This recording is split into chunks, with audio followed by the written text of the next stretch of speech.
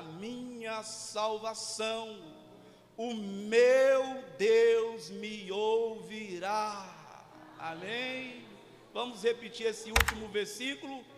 Eu, porém, olharei para o Senhor e esperarei no Deus da minha, o meu Deus me ouvirá. Fecha sua Bíblia agora, fecha também os seus olhos, e uma vez mais, eleve os seus pensamentos, e fale com o Senhor teu Deus em oração. Permita que o Espírito Santo ministre, fale ao seu coração nesta noite por meio desta palavra.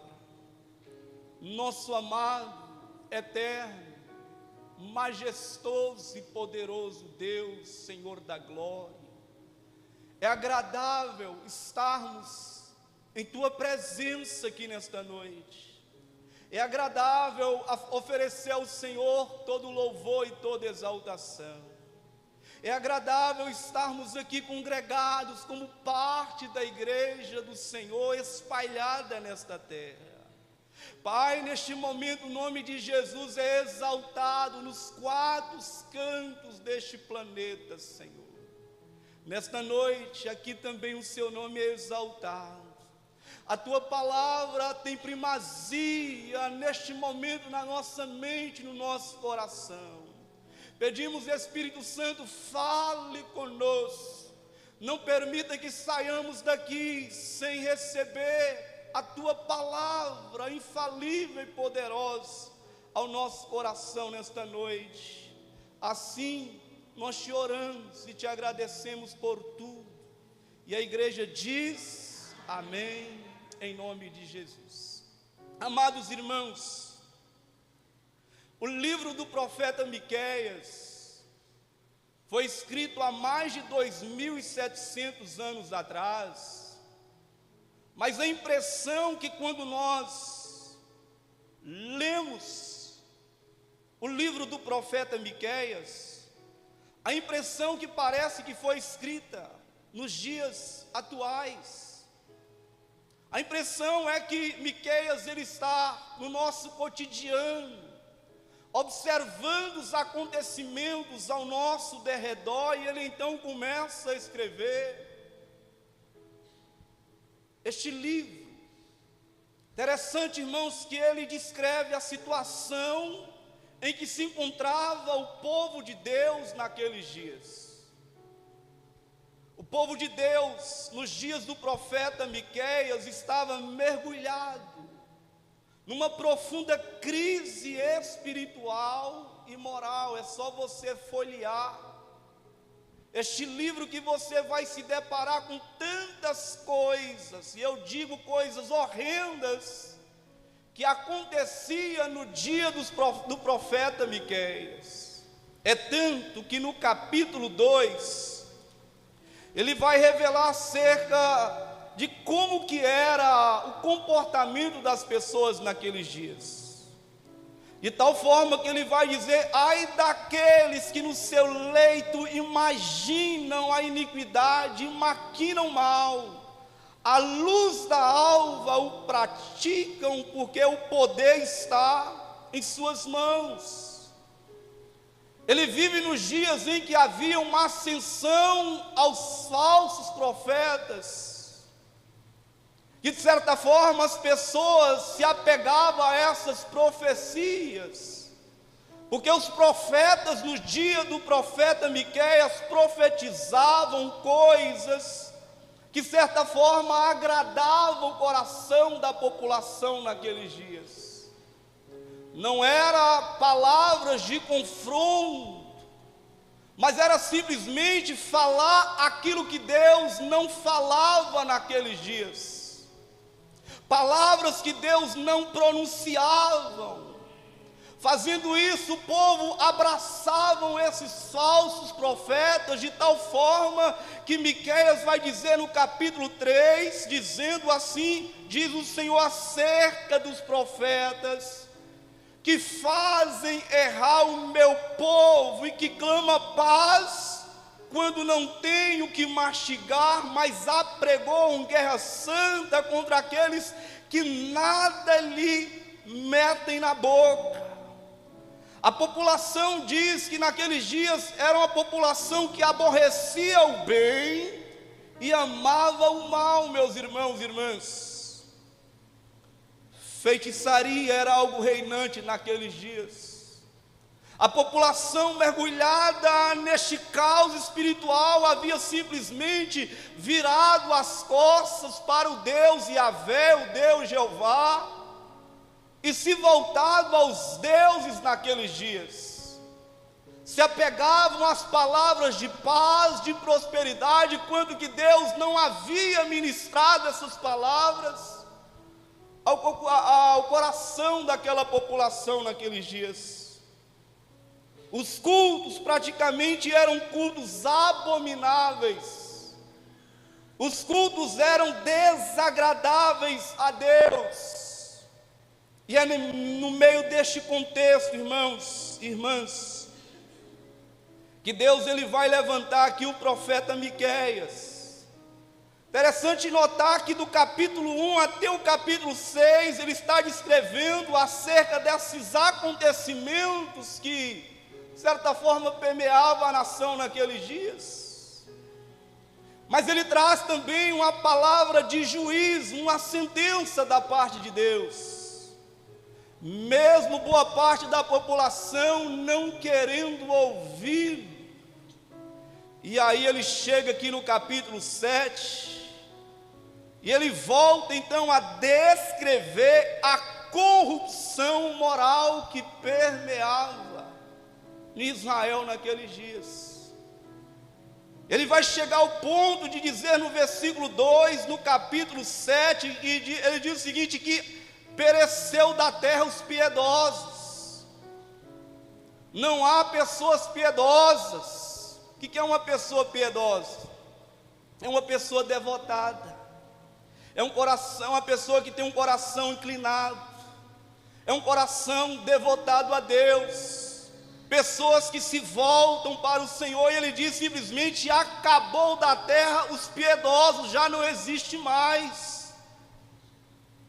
Não há entre homens um que seja reto. Imaginemos isso, irmãos, uma sociedade entregue à deslealdade, à corrupção. Ele continua dizendo que todos espreitam para derramarem sangue. Cada um caça seu irmão como uma rede. As suas mãos estão sobre o mal. Fazem diligentemente. Até os príncipes exigem condenação. Os juízes aceitam suborno, irmãos.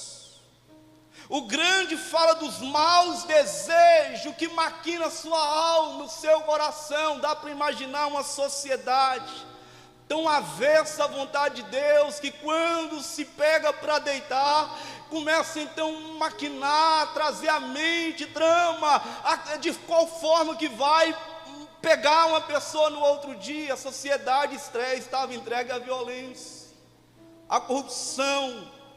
Nos dias de Miqueias, ele vai chegar ao ponto de dizer que o melhor deles é como um espinheiro. Dá para imaginar o cúmulo do absurdo dessa nação? O melhor dos homens dessa nação é como um espinheiro. O que ele estava dizendo? São pessoas que ferem umas às outras. E o pior é com uma sebe de espinho. E ele então diz: é chegado o dia anunciado, o dia do castigo. Aí está a confusão deles. Ele está aqui profetizando acerca do juízo vindouro, que por conta desse distanciamento da nação de Deus, Deus atrairia sobre eles o castigo. Uma nação distante entraria no seu território, levaria cativo homens e mulheres. Mas veja que ele continua. Versículo 5 ele diz: não creais no amigo, nem confieis no companheiro, Guarda a boca, guarda a tua boca, aquele que reclina sobre o teu peito. E aí, irmãos, ele começa a descrever essa sociedade, e no versículo 6 ele chega no âmbito da família. Ele descreve aqui que como que estava o quadro familiar naqueles dias. Chega a dizer, porque o filho despreza o pai. A filha se levanta contra a mãe, a nora contra a sogra. E ele encerra essa parte dizendo que os inimigos do homem não são os de fora. Os inimigos dos homens estão dentro de casa. Irmãos, nós podemos traçar o paralelo com a sociedade vivenciada por Miqueias, com a nossa sociedade atual, em que a corrupção é algo que reina, o suborno, as ocultas, as tramas, os homens maquinam mal contra o seu próximo.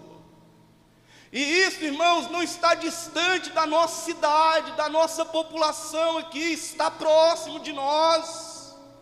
E eu fiquei estarrecido essa semana com a notícia que desgastou minha alma, desgastou meu coração. Não sei se vocês tiveram a oportunidade de acompanhar um caso que aconteceu na cidade vizinha nossa aqui, Carlos Chaga,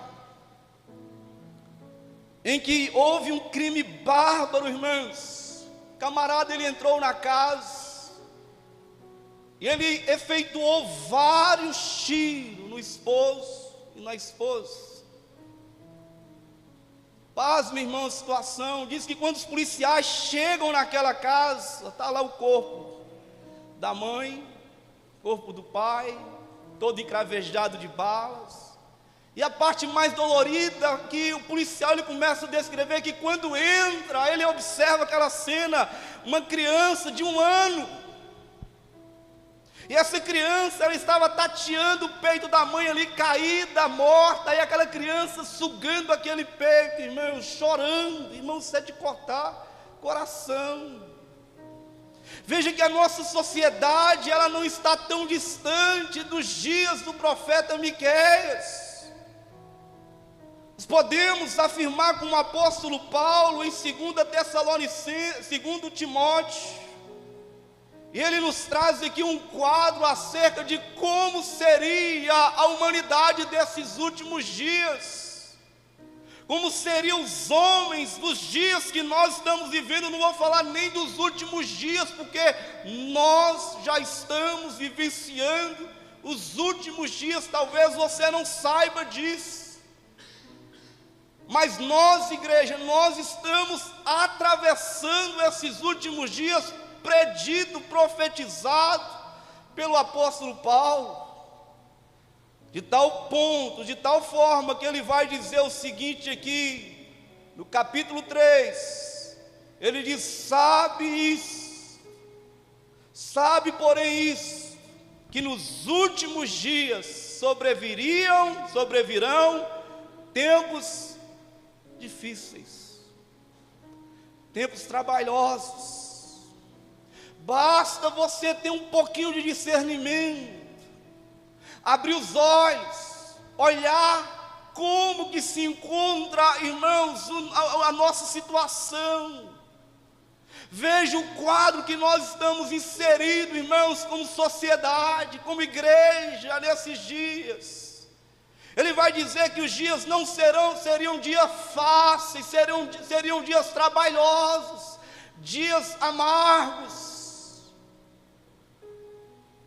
porque os homens serão egoístas, isso é, centrado para si, voltado para si, o ego exacerbado, o ego acima de todas as coisas. E isso, irmãos, nós temos visto na nossa sociedade.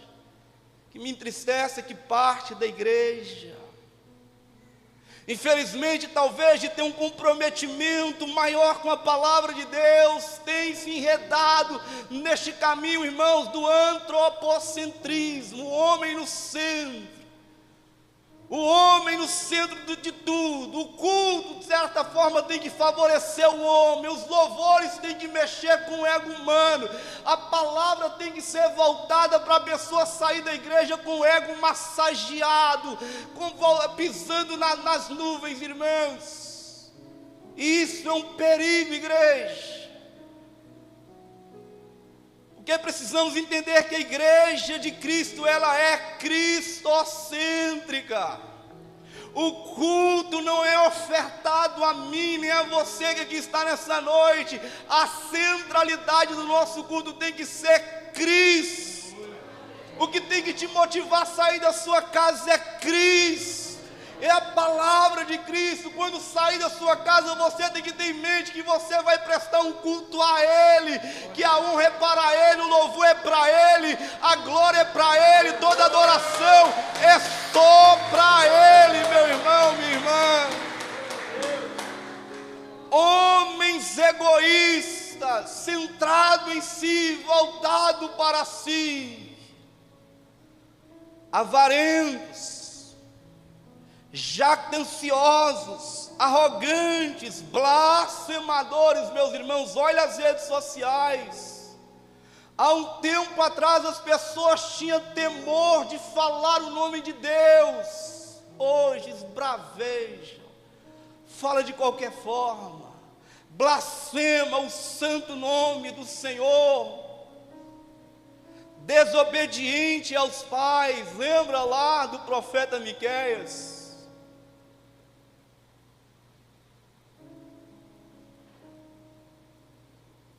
Ingratos, irreverentes. Olha a população, irmãos.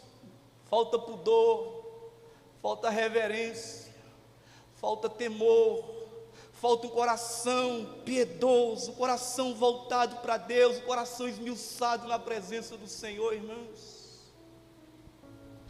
Desafeiçoados, implacáveis, caluniadores, sem domínio de si, cruéis, inimigos do bem, traidores, atrevidos, enfatuados, mais amigos dos prazeres do que amigos de Deus. Olha a nossa sociedade hedonista, o prazer acima de todas as coisas. Paulo chega a dizer que estes dos últimos dias terão forma de piedade, só forma. Porém nega a eficácia da piedade. E Paulo aconselha dizendo: fujam deles. Voltando aqui, irmãos, ao profeta Miqueias, trazendo essa símile, ou essa comparação dos dias de Miqueias com os dias atuais, eu me deparo aqui com a atitude de fé deste homem, que mesmo em meio a este contexto de afastamento de Deus, de corrupção, de tanta maldade, crueldade, de tanta perversidade, ele tem 3 atitudes, irmãos, de fé para a nossa meditação aqui nesta noite. Como Miqueias reage a este quadro? Qual é a reação? Quais foram a atitude de Miqueias diante do contexto que ele estava inserido? Anota aí. Primeira atitude de Miqueias foi manter o foco em Deus. Você pode dizer isso para a pessoa que está do seu lado, meu irmão? Mantenha o seu foco em Deus. Aqui ele vai dizer, em meio a este quadro tão devastador que essa sociedade está vivendo, ele vai dizer: porém, olharei para o Senhor. Veja que atitude, irmãos e irmãs, atitude essa que deve ser imitada pela igreja nesses dias atuais. Enquanto as coisas estão acontecendo ao nosso derredor, eu tenho dito, irmãos, aqui, que nunca nós vemos saltar diante das nossas vistas o cumprir de tantas profecias da palavra de Deus, irmãos. Quem diríamos que atravessaríamos uma pandemia?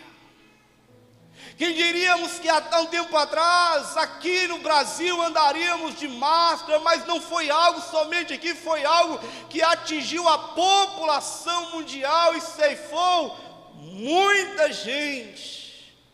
Os sinais, irmãos, estão aí. As coisas têm acontecido ao nosso derredor, e como eu disse, não é algo distante, é algo próximo. Guerras, estamos vendo, irmãos, as coisas se aplanando para o governo que será estabelecido sobre esta terra, e é o governo único, o anticristo, uma única moeda. É só, irmãos, ter um pouco de discernimento na palavra de Deus, que você começa a ver as coisas se ajuntarem ao seu redor. Estamos, igreja, vivendo nos dias finais. Talvez você ainda não tenha tido essa percepção dos acontecimentos, mas o que fazer, igreja? Eu, porém, olharei para o Senhor. A igreja nesses dias é conclamada, irmãos, para olhar sim ao nosso derredor, mas mantermos o nosso foco em Deus, mantermos o nosso foco em Cristo. Nos dias de Miqueias, enquanto as pessoas estavam voltadas para si, ele diz: eu, porém, olharei para o Senhor. Ah, meu irmão, mantenha o seu foco independente das circunstâncias que você venha viver na sua vida.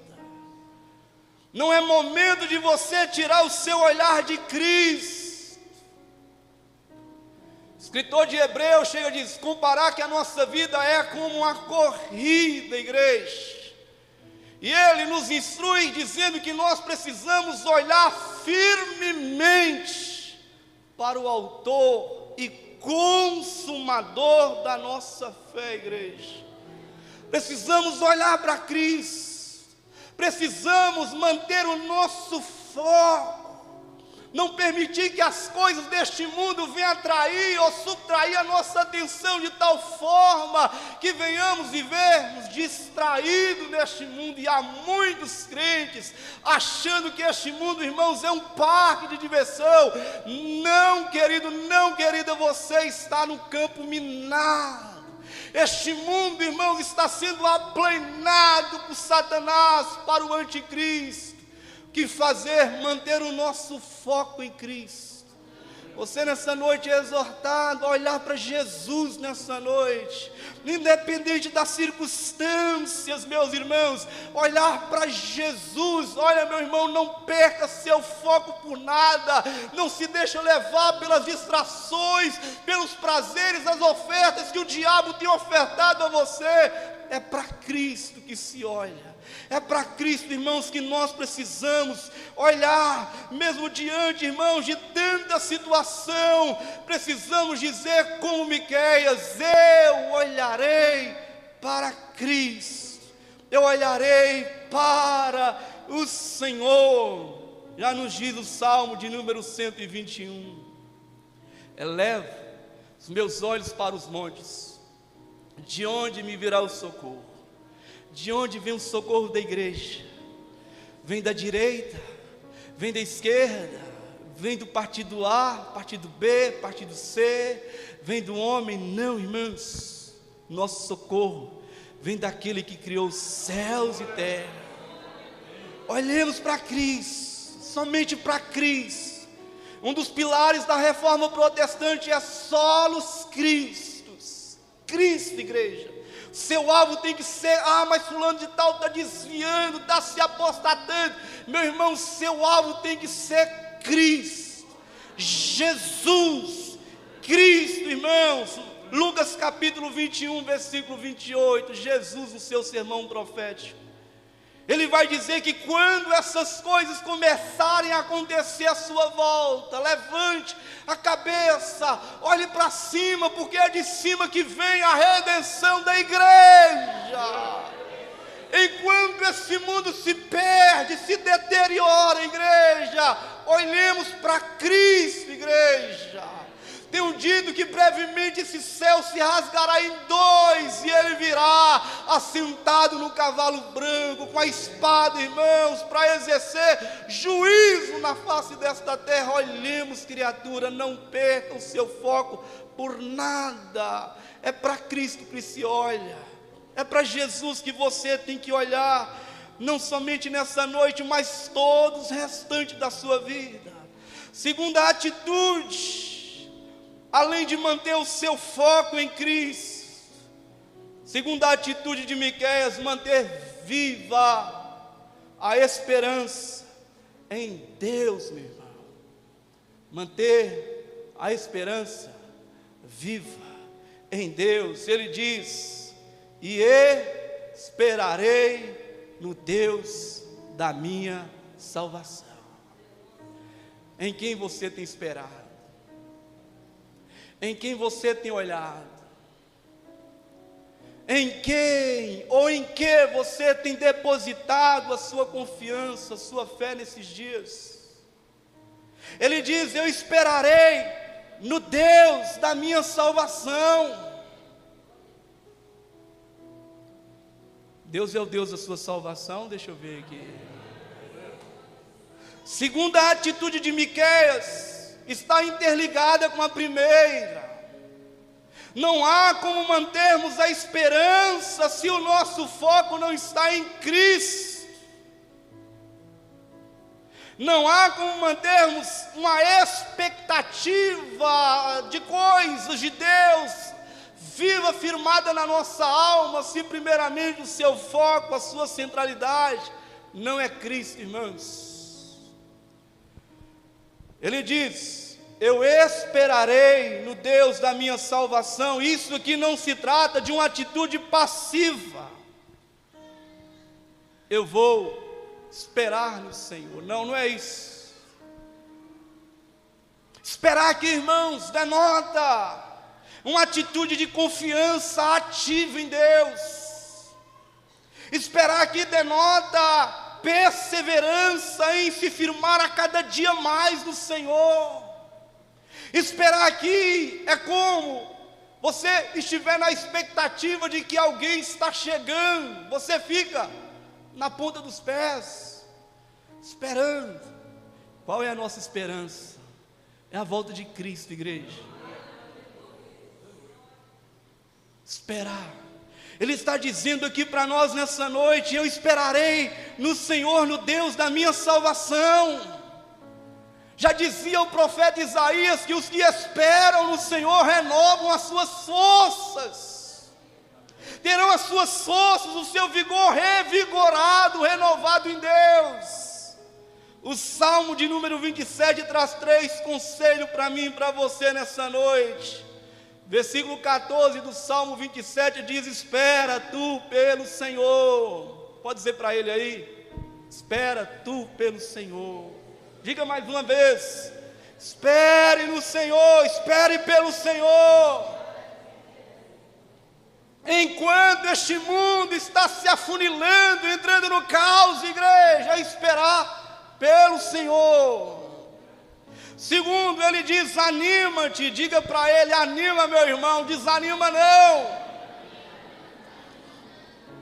Enquanto boa parte da cristandade estão desanimados para baixo, irmãos, ele está dizendo: anima-te. Diga mais uma vez: anima-te. E ele vai dizer: fortalece o teu coração. Diga para ele aí: fortaleça o teu coração, meu irmão. E aí ele encerra no versículo 14 ainda: espera, pois, pelo Senhor. Espera em Deus, meu irmão. Eu não sei qual é a situação que você está vivendo nesta noite, mas isso também se aplica ao caos que talvez está instalado na sua vida, na sua casa, na sua família, na sua vida emocional, conjugal, espiritual. A palavra é: espera no Senhor. Anima, meu irmão. Ainda que o quadro seja desolador, você não vê norte, você não vê direção, saída, a palavra de Deus é espera. Espera no Senhor, anima teu coração, meu irmão. Talvez você entrou aqui nessa noite cabisbaixo, desanimado contigo, com a sua fé, com a sua casa, com a sua vida, ou até mesmo com a cristandade nesses dias, mas a palavra de Deus anima-te. Porque neste mundo tereis aflições, mas tende desânimo. Não é assim, meu irmão, que Cristo espera da igreja nesses últimos dias. Não é isso que Deus espera de mim, não é isso que Deus espera de você. Deus espera uma igreja animada. Enquanto o mundo está no caos, cabisbaixo, porque não vê o norte, a solução, nós podemos levantar os nossos olhos para Cristo, porque é de Cristo que vem a nossa salvação, o nosso socorro bem presente nas horas da angústia e da tribulação. Ah, se você crê assim, aplauda Ele nesta noite. Aleluia! Aleluia! Oh, meu irmão, vamos esperar em Deus, vamos esperar no Senhor, irmãos. Os que confiam no Senhor são como os montes de Sião, que não se abalam, mas permanecem firmes para sempre. A atitude do servo de Deus diante da situação é firmeza, animosidade, esperar na ponta dos pés. Olha, o mundo está um caos, sim, mas eu estou olhando para cima. Logo, irmãos, Ele virá. Logo poderemos ouvir a sua voz dizendo: vinde, benditos de meu Pai.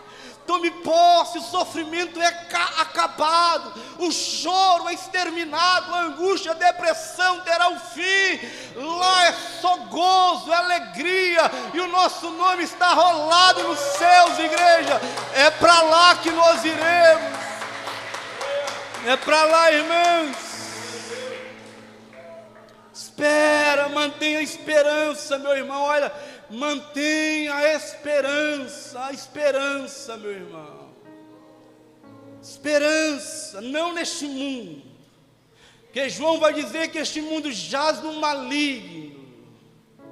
E o que a gente vê, pessoas enraizando nesta terra, se apegando com as coisas deste mundo, não consegue deslumbrar a eternidade que está reservada para nós, igreja. Eu, porém, olharei para o Senhor. Eu, porém, esperarei no Deus da minha salvação, em Deus, meu irmão. Eu não estou esperando em político A, político B, por mais que parte da igreja tenha entrado, irmãos, com força nesses últimos dias. É em Deus, irmãos. É no Senhor. Porque quem espera em Deus terão as suas forças renovadas. Terceira atitude de Miqueias é uma atitude de proximidade, comunhão, intimidade com Deus. Ele diz: o meu Deus me ouvirá. Ele fala a Josélia de algo convicto, certo. Ele está convicto: eu sei que o meu Deus vai me ouvir. E isso denota, irmãos, relacionamento. Ele diz: o meu Deus, ele está dizendo de algo pessoal, meu irmão. Meu Deus. Ele declara, ele ressalta a sua confiança. Eu sei que ele vai me ouvir, essa certeza inabalável, impregnada no coração de Miqueias, na certeza de que o caos estava instaurado, a crise no âmbito familiar e na sociedade, mas ele diz: eu sei que o meu Deus, ele vai me ouvir. E essa é uma certeza que nós precisamos carregar dentro de cada um de nós. Ele vai nos ouvir. Ele é um Deus que ouve. Ele é um Deus que vê. Preguei isso aqui quinta-feira agora. Ele ouve, Ele vê. Todas as coisas estão nuas e patentes aos olhos do Senhor. Seus ouvidos, como diz Isaías, não estão agravados, estão atentos. Meus irmãos, nada passa despercebido aos olhos do Senhor. E Deus, Ele não perdeu o controle da história. Quando você vê o contexto, você diz, mas onde Deus está nisso? Alguns mantêm na sua mente, dizendo que Deus se retirou para um lugar distante, e deixou a humanidade se complicar cada dia mais. Não, meu irmão. Deus tem um plano. E este plano tem início, meio e o fim. E quando você pensa que Deus ele perdeu a rédea da história, enganado está você, porque Ele está no controle de todas as coisas dessa terra. Nada foge do controle do Senhor, meu irmão. Ele é aquele que está sentado no alto, sublime trono, governando, regendo o universo. Nada foge. Nada foge do controle de Deus. Mas Miqueias diz, meu Deus me ouvirá. Jeremias 33 diz, clama a mim, e eu te responderei. Te mostrarei coisas grandes e ocultas que não sabe. Ele ouve, Ele vê, e Ele está entre nós aqui nesta noite. Que fazer? Olhemos para a vida de Miqueias. 3 atitudes: manter o foco, manter esperança, manter comunhão com o Senhor. O diabo, o mundo, a sua carne, vai fazer de tudo, meu irmão, para te tirar do foco. O diabo vai fazer de tudo para arrancar essa esperança viva no seu coração. O diabo vai fazer de tudo para te tirar da comunhão, da proximidade com Deus. Ele vai fazer de tudo. Então a palavra é: continua firme, mantenha seu foco, esperança, comunhão com Deus. Quero convidar você agora a se colocar de pé. Quero convidar o ministério de louvor, que vai entoar uma canção, e logo após nós queremos interceder e orar pela sua vida. Como eu disse, essa palavra também se aplica a uma crise que você está vivendo.